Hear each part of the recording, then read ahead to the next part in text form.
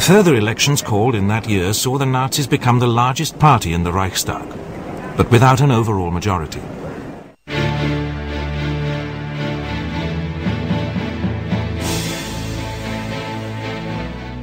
A coalition of right-wing parties invited Hitler to become Reich Chancellor, believing they could control him. They were clearly wrong.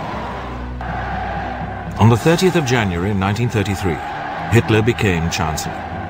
He appeared on the balcony of the Reich Chancellery, with President von Hindenburg behind him. The former Austrian beggar was now in control of his beloved Germany.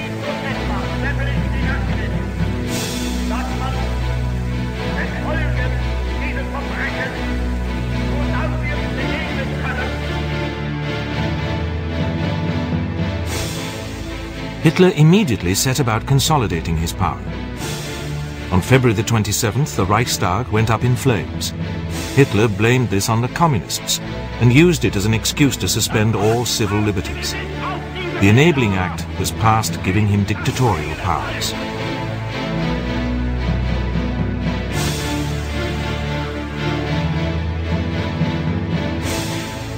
Political opponents and dissenters were arrested and sent to newly built concentration camps at Oranienburg and Dachau. Persistent opponents were simply shot.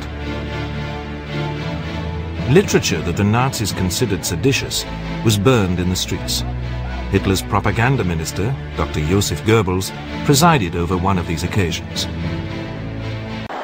In 1934, the SA was now almost 4 million strong, and Rome and its leaders posed a real threat to Hitler. His response was swift and brutal. On the 30th of June, the SS and Gestapo rounded up the SA's leaders in what was known as the Night of the Long Knives. Old scores were settled, and Rome himself was shot the next day.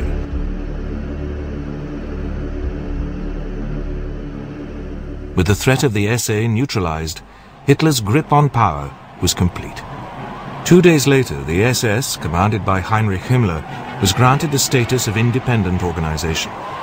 This freed them to set about the tasks of eliminating all opposition to the Nazis. The road to power was complete.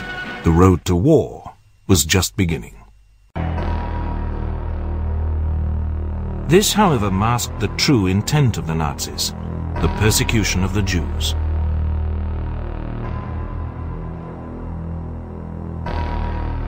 Laws were passed depriving them of all their civil rights.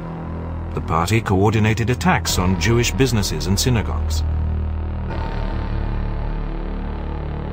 These attacks would culminate with the infamous Kristallnacht. Soon, even greater crimes would be committed against them.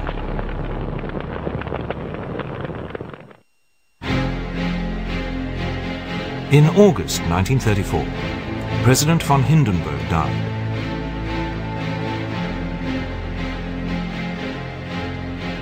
Hitler now proclaimed himself Führer of the German Reich. Soldiers would now swear allegiance to him instead of Germany.